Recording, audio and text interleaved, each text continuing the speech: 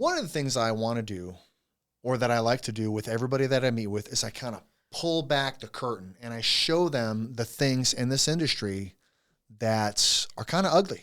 Yep. And there's a lot of investors who will come in, they'll use fear tactics. Well, what if you can't get it reinstated in time? What if you can't get the loan mod approved? Or what if this happens? You know, what if it goes to auction and you walk away with nothing, or you even have to owe the lender money? What then? And I never liked any of those fear tactics. And I did work for a company one time that tried to get us to employ those. Mm-hmm. So I know what the loopholes are and how people end up losing their house, right?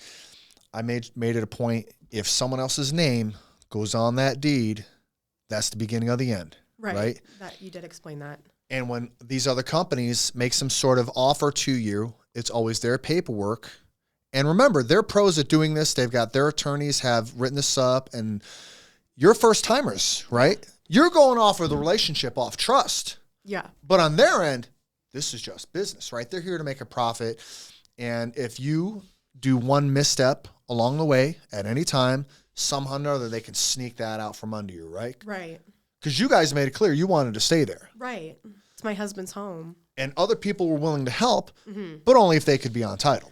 Right. So we had a few companies actually come to us and were willing to pay out the entire HELOC on the home and wanted to go on title to be able to have that huge interest rate on us paying it back, had to pay it back in so much time. And if not, then the house has to go, would be put up for sale, and we're still losing half of what the home would have been worth. And it felt very much like a lose-lose situation. And, stuff happens every day in everybody's life. You never know what's going to be thrown at you. So us going into a situation where somebody else has that ability to control what's going to happen in our future was never an option for us. At some point, after you've met with enough of them, you start getting this feeling in your gut like, man, I can't really trust these guys. Right. I did get that. I started to notice that a lot of them were very competitive with each other, would ask who I had spoken to, what else had come up, and they were bouncing different numbers, different interest rates. It just felt like a really big game for them, and it was somebody was trying their best to win my husband's house. There are pressure tactics in this industry that other people use to try to get someone in your position to sell them their home on the cheap.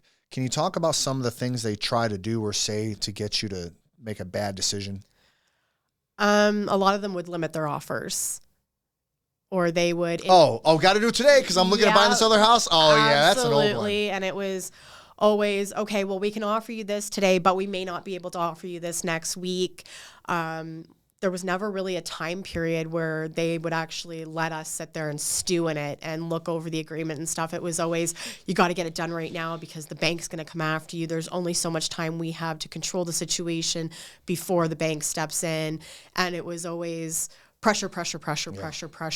We need it. And at that point, it just got to where I didn't know up from down or what company had said what, because there was so many of them.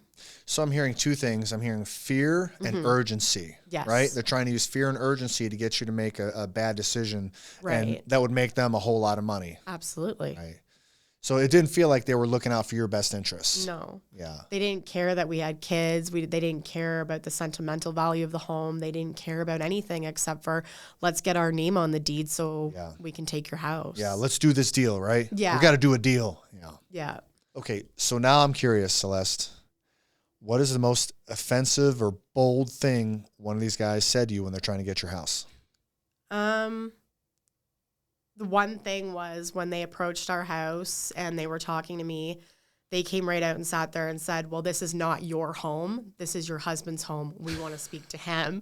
And I kind of stood there and I was kind of like, okay, well, that makes sense because his name is the one that's on the deed formally and everything. But legally, I'm married to him, so it's also my decision. Yeah. So that kind of put me back a little bit. And then there was another comment made about how I could let this happen to my family, especially being a mother. So, man, there's so many things going on there. you know, when I do business with somebody, I do business with people I want to do business with. Right. And you don't do that by invalidating people, which is clearly what he tried to do to Yeah. you, right? Try to invalidate you, treat you like you're a second-class citizen. Mm-hmm. And so this guy's he's probably single for sure, right? And maybe mama should have taught him better. Right. So again, they're trying to create a highly charged emotional state Yeah, because they that's where bad did. decisions are made. Yeah, they did. They definitely did. Like, how could you let this happen when you have 2 children? This isn't my fault. Like,